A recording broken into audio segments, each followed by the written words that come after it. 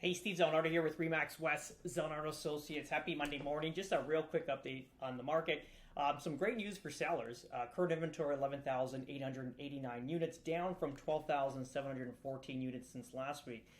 So let's recap. When was the last time we've seen 11,000 units in a month, in a given month of current inventory? That's back in April, the first or April 11th rather. So the second week of April, that's when the last time we've seen that amount of houses available for sale at one time. So which is great. So imagine how many months that is now. So May, June, July, August, September, October, November. So let's say it's 7 months ago that we've seen this lowest amount of inventory.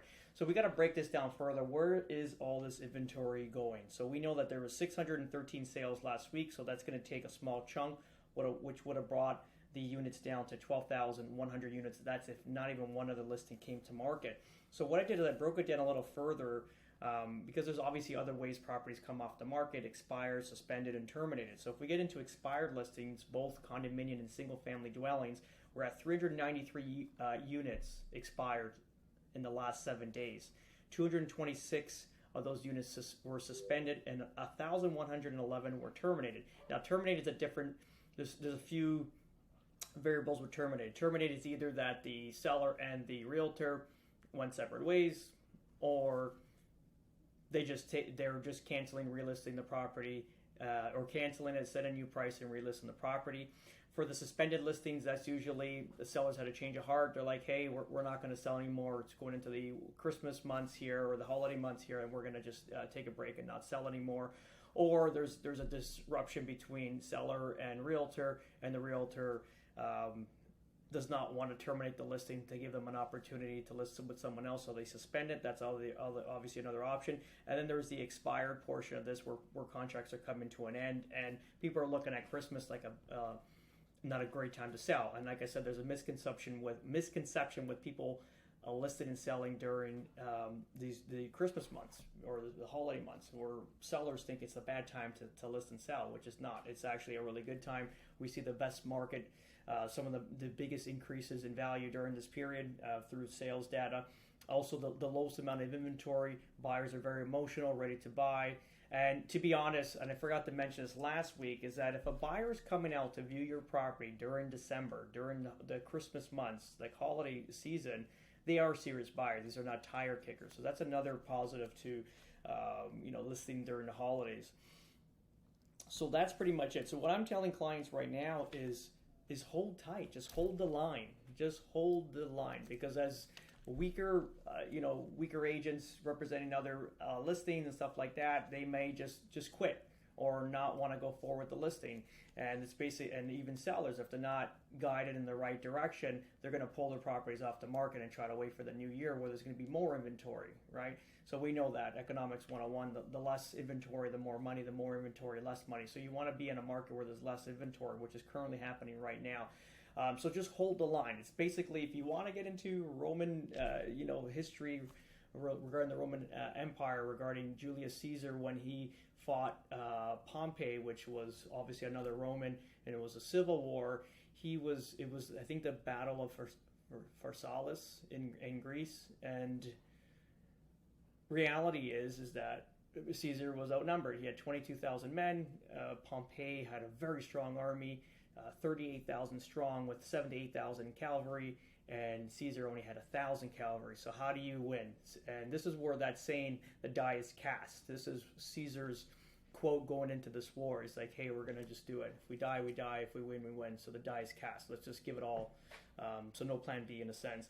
Anyway, long story short, holding the line is where they won the war, basically, because what was happening was Pompey and his chieftains were overconfident because of the amount of cavalry and the amount of men they had, opposed to Caesar's weakened army over so many battles since when they were battling the Gallic tribes. But ultimately, fast forward, is that what Caesar did strategically is what he ran his 1,000 cavalry on the left flank, bringing up dust and smoke where you can't see what was hidden in there, and that was Caesar's fourth line, basically his most hardiest legion, like the most seasoned, the best fighters that he had, like they're gladiators. And what he did was he hit him into the horses. So when Pompey's men came across to attack them, and just thought they were going to go there, demolish their cavalry with full confidence, and then roll up onto their army and get them into chaos, and then just win the war. But the opposite happened, because there was a trick in there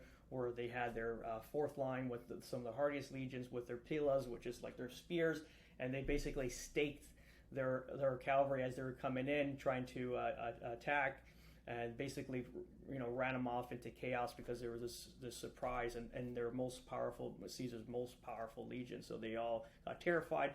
They ran off. They rolled up on the army. The army lost all their protection on one side and ended up losing the war, which is fantastic. And so, long story short, hold the line. Let's just be confident, because we're all going to get through this all together, specifically now where the market is getting lower in inventory. So if there's not a better time to sell than now, then it's definitely better now than, let's just say, last month. So let's keep it going.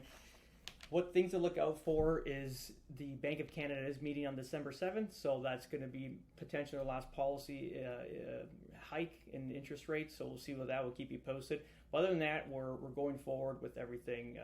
Ultimately, we're still pushing back home. We received 2 offers on a property last night.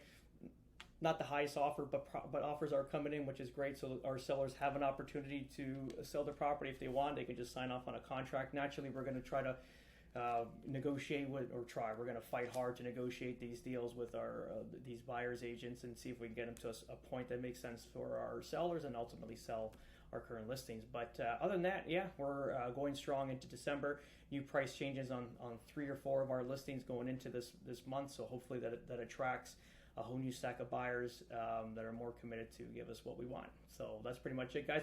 We will see you soon. We'll be back in Canada, and I think T-minus 12 days. So we'll see you all shortly. We're going to be back for a while, and then we're going to be doing that kangaroo, jumping from one country to another monthly.